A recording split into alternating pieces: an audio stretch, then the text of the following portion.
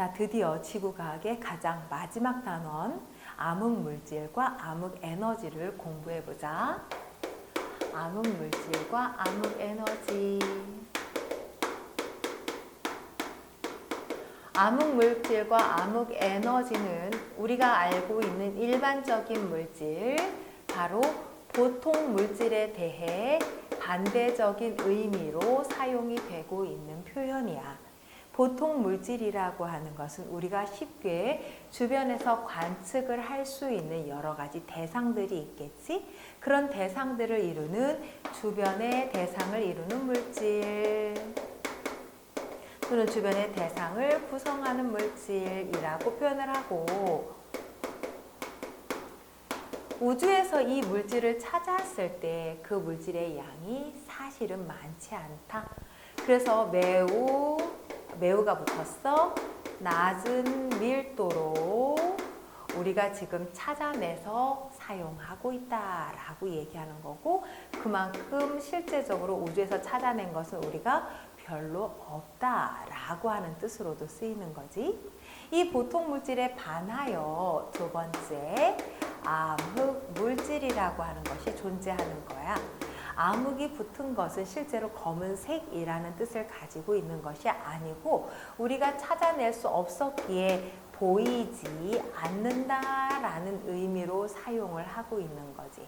보이지는 않지만 무엇으로 확인이 가능하냐면 여러 가지 중력 현상을 나타내는데, 이 보통의 물질로만은 도저히 설명할 수가 없는 경우들이 있단 말이야.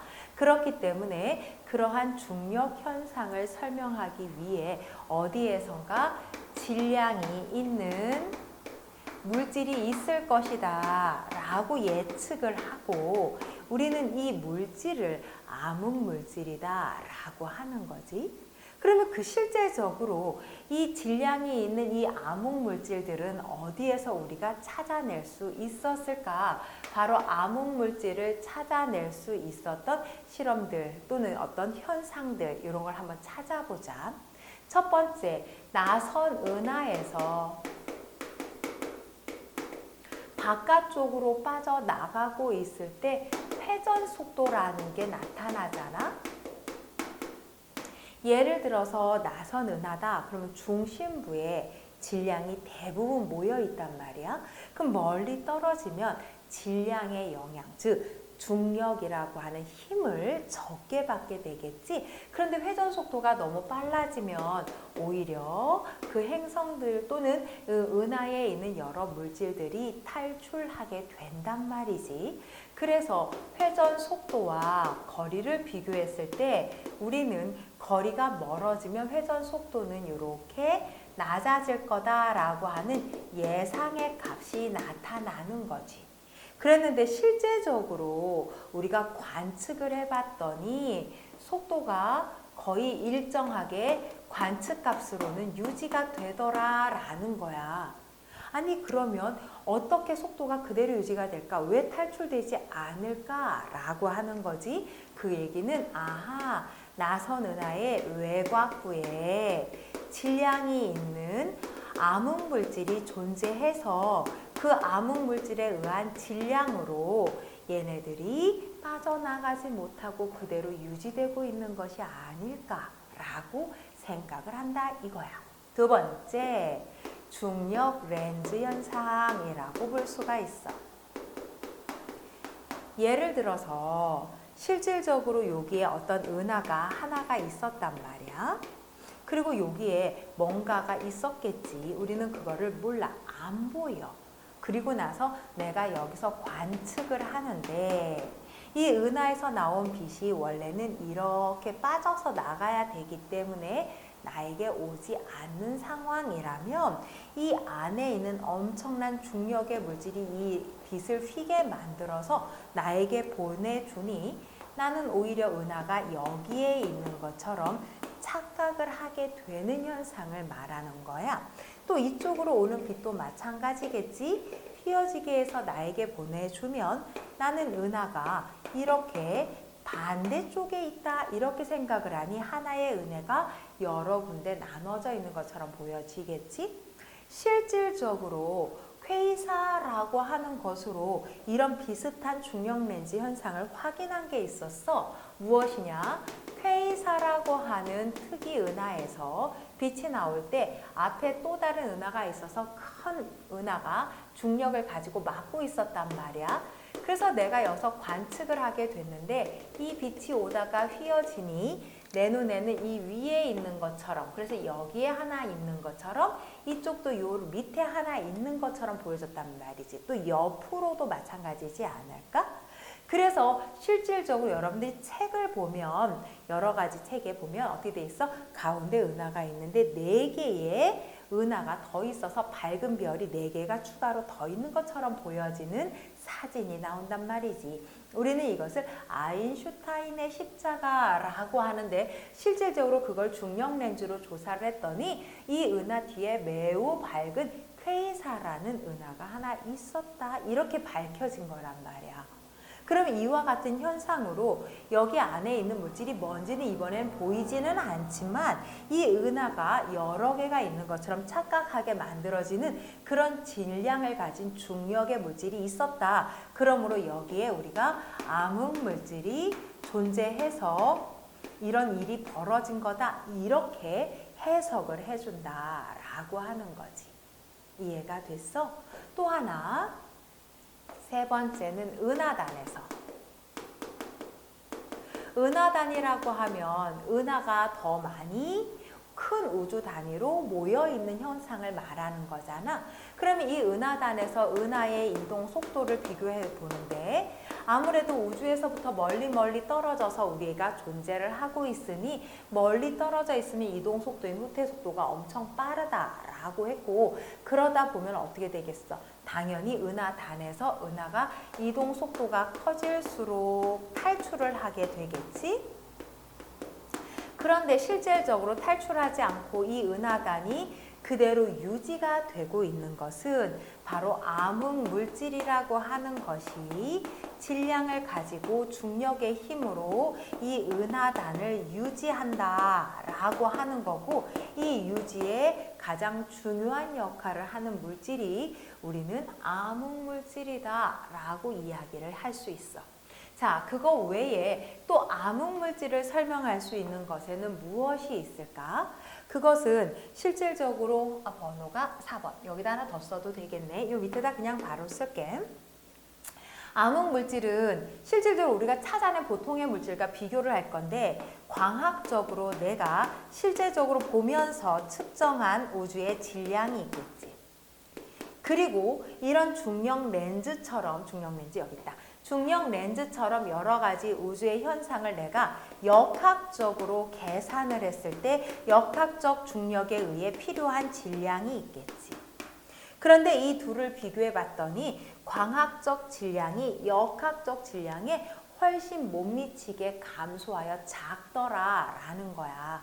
그러면 내가 미처 찾아내지 못한, 보이지 않았던 어떤 물질이 더 있다라는 뜻이 되겠지. 우리는 그것을 암흑물질이라고 하는 거고, 이러한 암흑물질에 의해서 우리는 어떤 일이 벌어지는 거냐. 5번째, 암흑물질에 의한 영향을 보면, 이 영향이란, 암흑물질은 대부분 중력과 관련되어 있는 중력 현상을 일으키면서 우주 전체가 지금 현재의 이 모습을 잘 유지할 수 있도록 해주는 힘이고, 또 하나 우주 초기에 여러 가지 별과 은하들이 만들어져야 할 때 그 별과 은하를 만들어내는 역할을 담당한 게 바로 이 암흑물질이다라고 하는 거지.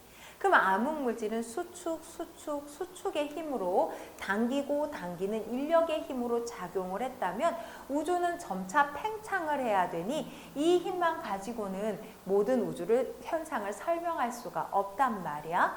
그래서 또 하나 들어가는 것이 무엇이냐면 바로 세 번째, 암흑 에너지. 물질이 아닌 이번에는 에너지라고 표현을 하는 것으로 질량이 있는 물질은 그렇지 중력으로 서로 당기는 힘이 있으니 얘는 그 반대의 힘을 이야기하려고 에너지라고 표현을 하는 거야. 그래서 암흑 에너지는 중력과 반대가 되는 반대의 힘이야. 이 반대의 힘이니까 당연히 중력이라고 하는 인력이 아닌 청력의 힘으로 작용하고 있는 에너지다라고 얘기를 할 수 있겠지? 근데 앞에 암흑이 붙었어. 그럼 우리가 이미 알고 있다라고 말할 수 없다는 뜻이잖아.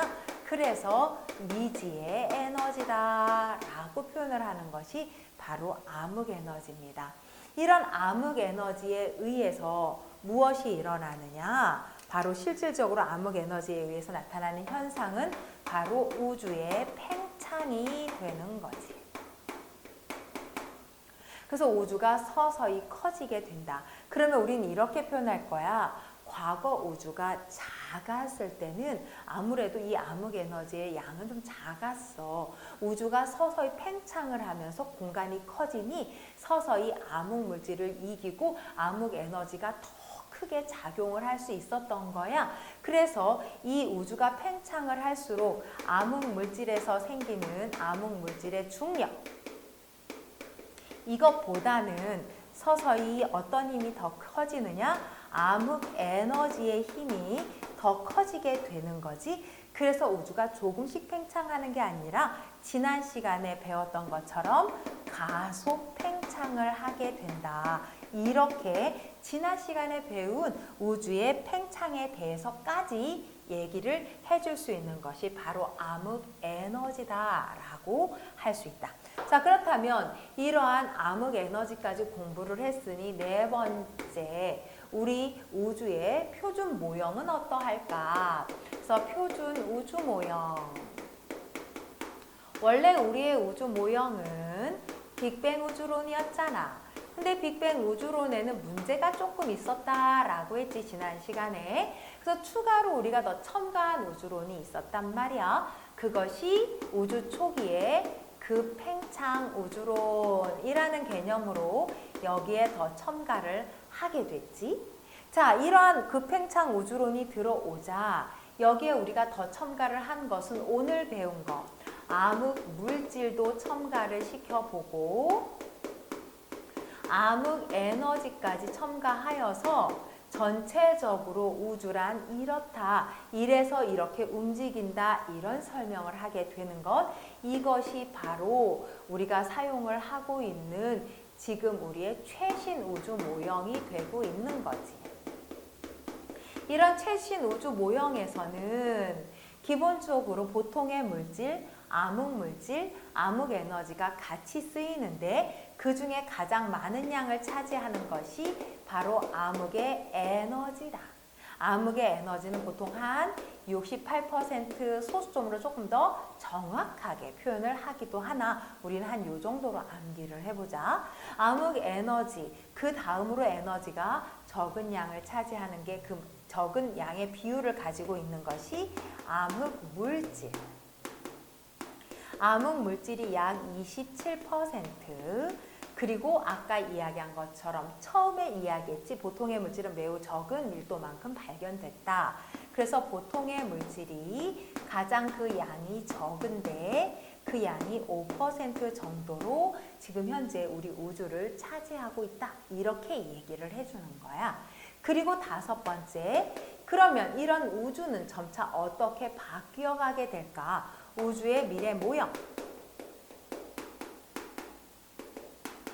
자, 우주의 미래 모형은 하고 얘기를 하면 가장 중요한 기준점을 갖고 이야기할 건데 현재 우주의 평균 밀도는 어때? 라고 얘기를 할 거야. 누구에 비교해서.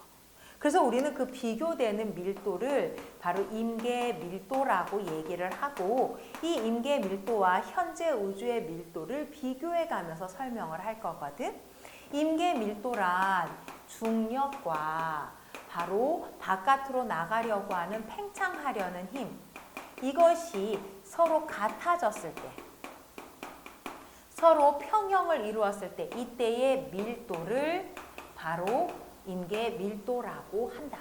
그러면 이제 이 우주의 미래를 임계 밀도와 현재 우리의 평균 밀도를 비교해 가면서 이야기할 거야. 그래서 평균 우주의 밀도가 임계 밀도보다 작은 경우, 평균 우주의 밀도가 임계 밀도와 같아진 경우, 평균 우주의 밀도가 임계 밀도보다 크게 형성이 된 경우 우주는 어떻게 바뀌게 될까라는 거지. 평균이 민계보다 작을 때 이 우주는 계속해서 팽창을 하는 모형이 되겠다. 그래서 이것을 우리는 열린 우주라고 이름을 붙여줘. 두 번째, 평균 밀도와 임계 밀도가 같으면 거의 일정하게 유지가 되는 그러한 우주 모형이 될 거다. 그래서 우리는 평탄 우주라고 불러줘. 마지막 세 번째, 평균 밀도가 임계 밀도보다 오히려 크다. 그러면 이제 우주가 수축을 할 것이기 때문에 우리는 이것을 닫힌 우주라고 표현을 하고, 이렇게 표현된 애들을 그래프로 그려서 비교를 해줄 수가 있다.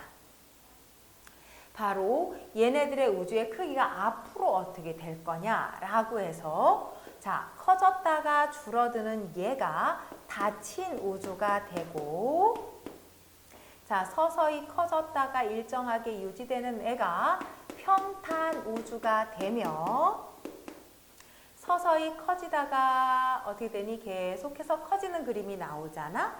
이것을 열린 우주라고 표현을 한다면, 우리 지난 시간에 배운 실제 우리가 생각하는 우주는 뭐였니? 가속 팽창 우주였잖아. 그래서 초기 가속이 됐다가 약간 속도가 줄었다가 다시 가속을 하는 가속 팽창 우주는 이렇게 그려진다라고 표현을 하는 거지. 그래 놓고 우리는 지금 우주가 서서히 빅뱅의 이후 어떻게 변화해 왔나라는 걸 마무리 정리를 해볼 수가 있어. 자, 우주의 모형을 실제적으로 우주 팽창이 어떻게 됐느냐. 우주 팽창의 실제 모습. 선생님이 편하게 IA라고 불렀으나 원래는 1번의 A라고 하는 초신성으로 분석을 하는 거잖아. 자, 이걸 분석을 했더니 빅뱅을 했어. 빅뱅 초. 빅뱅 초기에는 우리 지난 시간에 배운 것처럼 급팽창을 하게 됩니다. 그래서 급팽창 이론으로 우주가 빠르게 팽창을 하죠. 그러다가 급팽창의 시간이 워낙 짧으므로 잠시 이후에 감속 팽창을 하는데요. 속도는 줄어들면서 팽창이 멈춘 것은 아니야. 왜냐하면 이때 서서히 물질들이 만들어지면서 중력에 의해 인력이 증가하게 되거든. 물론 암흑 에너지가 이때 다 모든 현재 에너지가 다 만들어지고 다 있다라고 보는 것이 아니라 암흑 에너지는 서서히 증가하게 될 것이기 때문에 중력의 힘을 조금 더 많이 받던 시기가 있었다. 그래서 여기가 급팽창, 감속팽창 이렇게 되는 거야. 그리고 나서 지금 다시 가속 팽창을 하고 있다라고 하는 거지. 지금 이 가속 팽창이 이루어지고 있는 것은 바로 암흑 에너지에 의해서 가속 팽창이 진행이 되고 있으므로, 자, 다시 얘기하면 여기가 빅뱅 초 급팽창, 여기가 감속 팽창, 감속이 이렇게 줄어드는 거구나. 여기가 감속 팽창, 그리고 다시 가속 팽창을 하고 있는 형태로 현재 우주는 이렇게 변화하고 있다라고 우리는 지금 생각을 하고 있다. 자, 여기까지가 지구과학이었어. 그동안 지구과학을 공부하느라고 수고 많았고, 지금부터는 반복해서 문제와 이론을 보면서 자기 것으로 만들어내는 시간이 필요하겠지? 자, 조금만 더 수고해보자.